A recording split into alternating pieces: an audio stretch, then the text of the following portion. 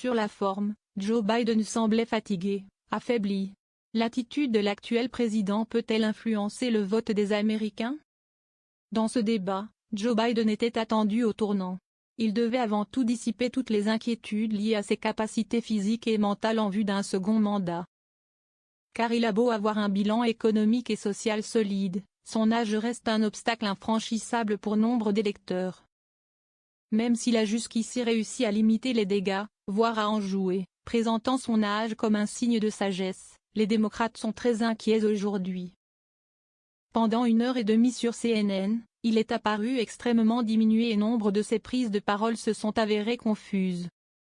Ses facultés cognitives paraissent préoccupantes. Pour éviter que les deux candidats ne s'interrompent durant le débat, le micro était de celui qui ne s'exprimait pas était coupé. Mais ce dispositif a mis en exergue les hésitations, les silences de Joe Biden. Or, l'image et la communication comptent beaucoup dans une campagne présidentielle, plus encore à l'ère des réseaux sociaux. Les moments d'égarement de Biden sont immédiatement devenus des mèmes instrumentalisés par les républicains. Un désastre pour le camp Biden. À l'inverse, a-t-on retrouvé le Donald Trump offensif de 2016 et 2020, ou bien a-t-il cherché à lisser son image lors de cette confrontation? L'ancien président n'est pas apparu plus modéré, il affichait toujours cette même colère, ce même tempérament de battleur. Mais la coupure des micros l'a fait paraître plus sage et discipliné. Mais la forme ne doit pas effacer le fond. Donald Trump n'a pas de vrai programme et n'a pas de mesures très concrètes et technocratiques. Il était encore dans l'incantation. Il a été mis en faiblesse sur la question de la démocratie. Il a ainsi laissé entendre qu'il ne reconnaîtrait le scrutin que si celui-ci s'avérait juste, sans préciser ce qu'il entendait par juste.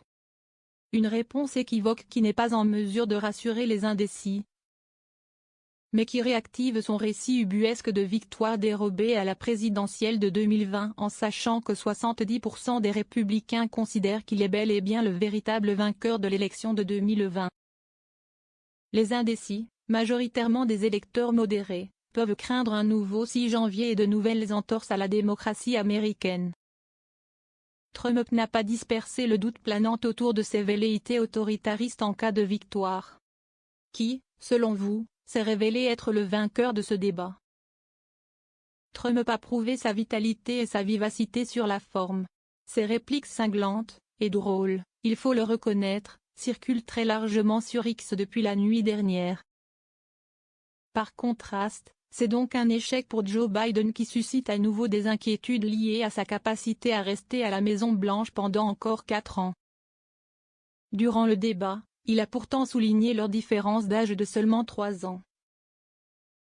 Mais l'écart en termes de vivacité et de vigueur est apparu significatif quand bien même Biden s'est un tantinet ressaisi à certains moments du débat. Trop diminué physiquement, ses réparties préparées en amont ont fait l'effet d'un pétard mouillé. Dans une telle campagne où les images comptent plus que tout, l'incarnation est désastreuse. Ce débat est-il à l'image d'une société américaine de plus en plus polarisée? L'intervention de Donald Trump reflète le rapport à la vérité qu'entretiennent les républicains aux États-Unis. L'ancien président a enfilé les contre-vérités et les faussetés pour chaque réponse. D'ailleurs sans la moindre correction de la part des modérateurs restés étonnamment passifs durant le débat. Par exemple, il a affirmé que Joe Biden soutient l'avortement sans limite, ce qui est faux puisqu'il défend l'arrêt Roe v. Wade qui pose bien des conditions à l'accès à l'IVG. Il a également réaffirmé avec une outrance assumée que les immigrés illégaux sont des violeurs et des tueurs. On a pu constater hier soir à quel point la polarisation de l'information est forte aux États-Unis. Il y existe désormais 2 Amériques qui ne partagent plus les mêmes informations ou bien les faits. Or, il s'agit là d'un préalable nécessaire au bon fonctionnement de la démocratie. Cela en dit long sur la situation politique de ce pays.